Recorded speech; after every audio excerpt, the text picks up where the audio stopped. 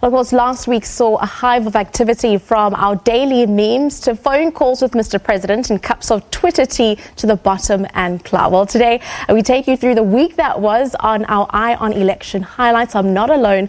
Joining us in studio is social media expert Yavi Madurai. She's going to be joining us in studio once again. So, Yavi, we saw it was a hive of elections, very, very early mornings and late evenings. Essentially, where was South African Twitter at, and what are we looking at overall?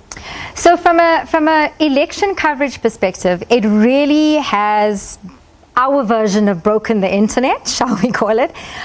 We've had all kinds of drama play out. Aside from the actual election process and the election day, there's been stuff happening afterwards. So we've got a Julius Malema, Trevor Noah, fight happening, which is the most recent.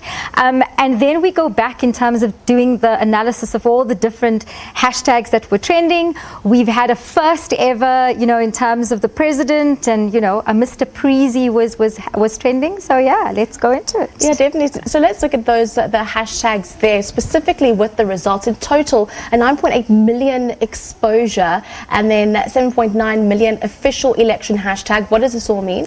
So under the election results, as you would know, that there were quite a few that we covered last week. There was elections 2019 results, there were election results, there were all different types of hashtags for the results. So specifically under all of that, what we've done is we've taken the ones that were relative to us, obviously, and we've added them all up and looked at it in terms of what the exposure was. So when we say 9.87 million exposure, that means that 9.87 million times it came up. It was seen, it was retweeted, it was shared, all of that kind of stuff.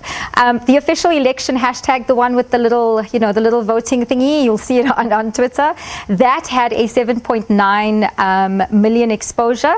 In terms of the fact that obviously we needed to use that, and the media used it, everyone used it. And then other main hashtags, there were quite a few. We covered them all last week, but these three were the most prevalent, or the ones that finished at the top in terms of our stats. After voting, I voted, and we all did our selfies, and hashtag IEC, and that literally it started to trend after all of the double voting and the delible ink and all of that started to trend. So eventually we got away from the voting, we got away from the controversy, the allegations around the IEC, and we moved away to the final outcome of elections, with the ANC taking in most parts. And then it brought to Twitter on whose ANC is it anyway? Absolutely. There were debates coming online. Was Ramaphosa involved? Was Cyril the one to bring renewal to the ANC? Well, some agreed and some didn't. So let's have a look at this video. A lot of people that have now shown confidence in the ANC, and they're saying that's because of President Cyril Ramaphosa. They're saying he played a critical role in the renewal of the organization. Do you share that sentiment? Well, there are provinces. Comrade Cyril Ramaphosa is not the candidate premier. It's not it's about the ANC. It's not about any individual. Completely not. Now, Yavi, this is a very different Ace Magashule that we're seeing from a couple of years ago, a couple of elections ago.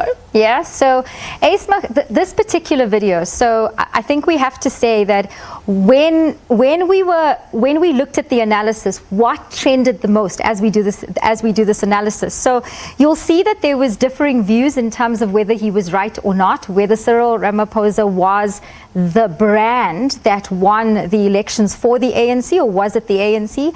So an Ace Magashule, and unfortunately he has been, since then he's also been in the news, so to speak, and on social media for various other things. But in terms of this particular one, this is the one that kind of finished right at the top of our analysis in terms of what went viral. So let's have a look at some of the tweet with regards to that video clip that went viral on Twitter.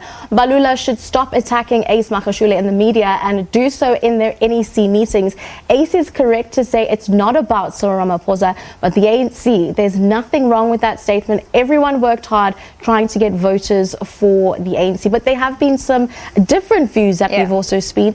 We saw a post on Facebook with a gentleman coming forward saying he actually feels that Cyril Ramaphosa swayed his vote and that he was the reason that he voted. And there it is. And there it is. From Fundile Nyati on Facebook. Honestly, if CR7, Cyril Ramaphosa 17, had lost at Nasrec versus NDZ, I wouldn't have voted for my ANC on Wednesday. So Mbak's assertion about Cyril Ramaphosa brand is correct in the view of Fundile. And these were obviously just two that we picked up, but obviously it represents a whole lot of, of conversation that happened on social media. This really sparked a very emotional debate and a very emotional conversation on social media. So we'll see how this plays out, because Mbalula got thrown in also at some point in time. It started out like this, and then he got thrown into the disagreement or the agreement or the debate, shall we call it. So it was a very interesting analysis to do post the elections, that you're having another story playing out. Well, speaking of another story, something that also made highlights throughout the course of the week was that Insta Story Live that took place between Mr. President Cyril Ramaphosa and Bonang. And on digital campaigns, we saw the use of elections on social media for a very first time for many, specifically in these elections. But did parties actually capitalize and use the influence of social media? With that being said, Mr. Preezy, I am woke. You go. Just vote. Oh, wow. Just voted. That's... Yeah, Mr. Preezy, I'm like very woke. So I'm telling all my fans to vote and go out and wake up. That's okay. Okay. So, and of course, there we have it, Mr. Preezy, I'm woke. I'm woke. So I have to say that I wish they had done more of that sooner, or from the very beginning. This was only on the day of elections. On the day of elections. Look, it followed, with AKA DJ Zinhle and DJ Tira. So if they had done more of that kind of concept throughout, there would have been far more social engagement in terms of being able to understand exactly that now, but just the concept of being able to let the people speak. Influences is one thing, but also let the people speak. And I think that they lost an opportunity, all the political parties, they lost an opportunity to use social media to its full potential. And shall we leave it at that? Well, speaking of social media and using it to its full potential, what are politicians and elections without some memes? Let's have a look. Of course, we live for the memes. So one that also came up was Cloudy. Of course, he's a very passionate, powerful speaker. So from a social media perspective, I loved the days when Cloudy was here, because it was content. We were able to talk about things. Things went viral. Things moved.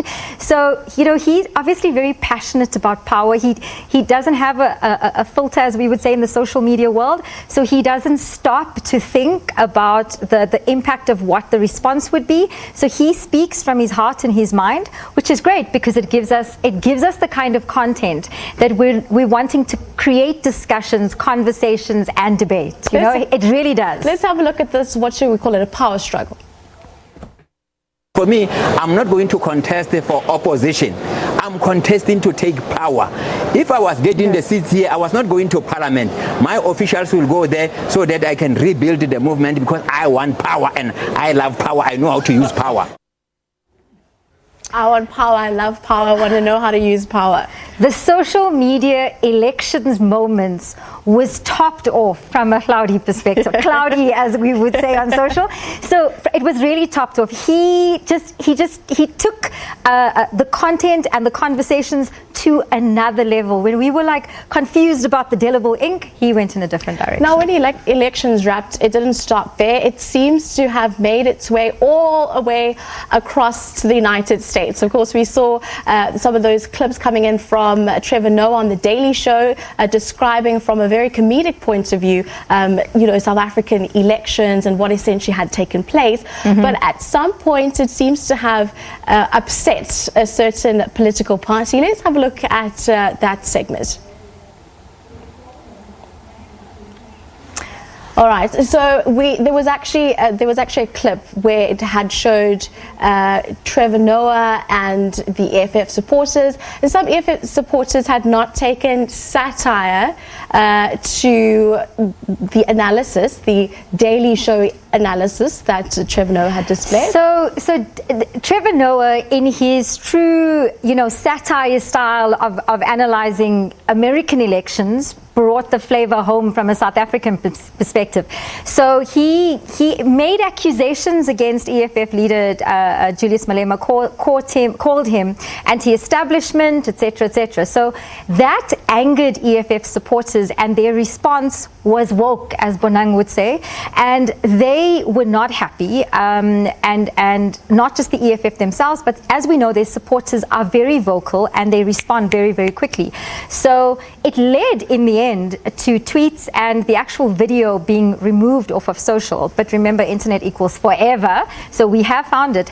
But it has created a discussion this very weekend, and I have no doubt that this will probably continue. And we'll find some other things that will take us into the new election period. So some people on Twitter, South African Twitter, Black Twitter, found it very funny. They found it in the spirit of satire. Yes. Others, however, had them saying, "What the F?" Let's have a look at those tweets. Property Guy on Twitter says, Julius Malema said all those hilarious things, number one. Number two, Trevor Noah is a comedian whose job is to make jokes and not a South African ambassador. Leave him alone.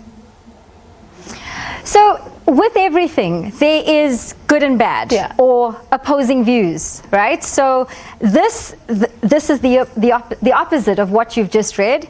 The likes of Chris Hani and Steve Biko, amongst others, died because of people who thought of them like Trevor Noah is talking about Julius Malema.